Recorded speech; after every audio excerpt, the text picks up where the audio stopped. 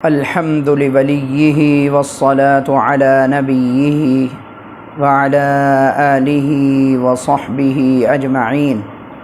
اما بعد۔ میرے محترم سامعین، رمضان المبارک کا آخری عشرہ شروع ہونے والا ہے۔ اس عشرے کے اندر مسلمان ایک بہت بڑا عمل کرتے ہیں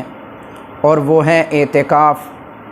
اعتکاف حضور سرور کائنات صلی اللہ علیہ وآلہ وسلم نے ہمیشہ فرمایا۔ ام المؤمنین حضرت اماں عائشہ رضی اللہ تعالیٰ عنہ فرماتی ہیں کہ حضور صلی اللہ علیہ وآلہ وسلم ہر سال آخری عشرہ میں اعتکاف فرمایا کرتے تھے۔ آپ صلی اللہ علیہ وآلہ وسلم نے ارشاد فرمایا کہ جو بندہ ایک دن کا اعتکاف کرتا ہے، اللہ تعالیٰ اس کو جہنم سے 3 خندقیں دور فرما دیتے ہیں، اور ایک خندق کا فاصلہ زمین و آسمان جتنا ہے۔ تو اللہ پاک جو آدمی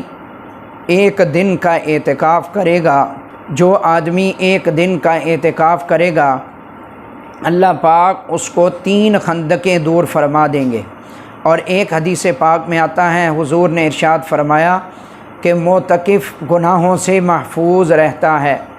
حضور نے ارشاد فرمایا معتکف گناہوں سے محفوظ رہتا ہے، اور وہ اعمال جو وہ نہیں کرتا اس کے اندر اس کا پورا حصہ ہوتا ہے۔ اس حدیث کی شرح میں محدثین فرماتے ہیں کہ گناہوں سے محفوظ ہونے سے مراد یہ ہے کہ عام طور پر بندہ جب باہر ہو تو اس سے کوئی نہ کوئی گناہ سرزد ہو جاتا ہے، اور جب مسجد کے اندر محفوظ ہوگا اور مسجد کے اندر بیٹھا ہوگا تو ان سارے گناہوں سے اس کی حفاظت ہو جائے گی۔ مثال کے طور پر بد نظری ہے، جھوٹ بولنا ہے، یا اور بہت سارے گناہ، ان گناہوں سے یہ بندہ محفوظ رہتا ہے۔ اور فرمایا کہ اس کو وہ عمل جو وہ نہیں کر رہا ہوتا اس کا ثواب ملتا رہتا ہے، مثلا جنازے کا، اور اسی طرح مریض کی عیادت کا، اور جو بہت سارے نیکیاں ہیں، ان سب نیکیوں کے اندر اللہ پاک اس کا شمار فرماتے ہیں، اور اس کو ان ساری نیکیوں کا ثواب عطا فرماتے ہیں۔ اور یہ جو اعتکاف ہے، یہ مرد کے لیے مسجد کے اندر بیٹھنا ضروری ہے کہ مرد مسجد کے اندر اعتکاف کرے گا، اور ایسی مسجد کے اندر جہاں پر 5 وقتہ نماز باجماعت ہوتی ہو۔ اگر 5 وقتہ باجماعت نماز نہیں ہوتی تو محلے والوں کے لیے لازم ہے کہ وہ جماعت کا انتظام کریں، اور یہ اعتکاف سنت کفایہ ہے۔ اگر محلے کے کچھ افراد اس اعتکاف کو کر لیں گے تو پورے محلے سے وہ عتاب جو آنا چاہیے اللہ پاک اس سے محفوظ رکھیں گے، اللہ پاک اس سے محفوظ رکھیں گے۔ اور اگر کوئی بھی محلے کے اندر سے کوئی بندہ بھی کسی مسجد کے اندر اعتکاف نہ کرے تو سارے محلے والے اس عتاب کے اندر آئیں گے، اور سارے محلے والے گناہگار ہوں گے۔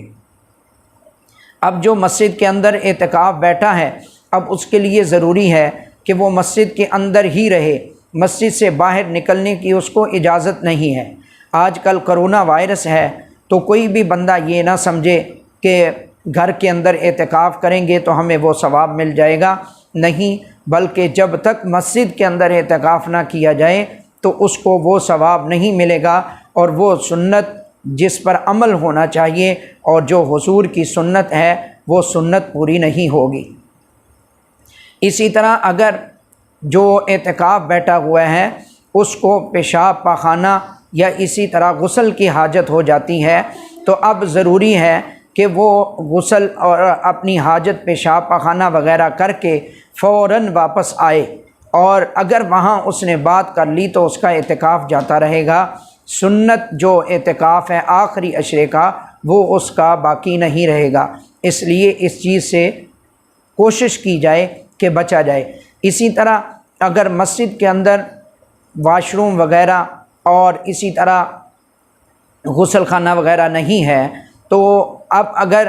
کسی جگہ پر بھی موجود ہے، گھر کے اندر موجود ہے یا دوسری مسجد کے اندر موجود ہے، تو وہاں جا کر اپنی حاجت پوری کر کے بغیر کسی سے بات کیے ہوئے واپس آ جائے گا تو اس کا اعتکاف برقرار رہے گا، اور اگر اس نے کوئی بات کر لی تو اس کا اعتکاف جاتا رہے گا۔ اسی طرح اگر کسی کے پاس کوئی ایسا انتظام نہیں ہے کہ اس کا کھانا مسجد کے اندر کوئی پہنچانے والا نہیں ہے، کوئی انتظام نہیں ہے، تو وہ اپنا کھانا جا کے گھر سے لا بھی سکتا ہے، اور بغیر بات کیے ہوئے وہاں سے کھانا اٹھائے اور لا کر مسجد کے اندر کھا لے، اس سے اس کا اعتکاف نہیں جائے گا۔ اعتکاف میں بیٹھنے والے لغویات سے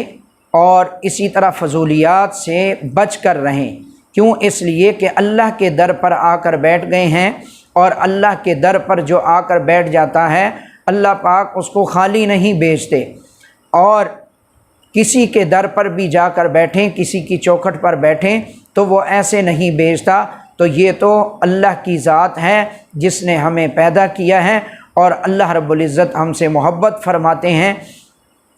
اب مسجد کے اندر رہتے ہوئے ہم فضولیات سے محفوظ رہیں اور ان سے بچ کر رہیں۔ اب کرنا ہم نے کیا ہے کہ مسجد کے اندر قرآن مجید کی خوب تلاوت کی جائے، ذکر و تسبیحات کے اندر اپنا وقت گزارا جائے، اور اسی طرح تیسرا کلمہ پڑھا جائے، درود شریف پڑھا جائے، استغفار پڑھا جائے، اور اسی طرح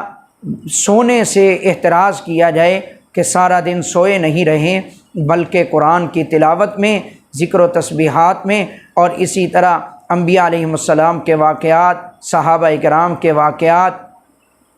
اور اولیاء اللہ کے واقعات کو پڑھتے رہیں، تاکہ ہمارے جذبات بھی بنتے رہیں اور ہمارا وقت بھی قیمتی بنتا رہے۔ وآخر دعوانا ان الحمد للہ رب العالمین۔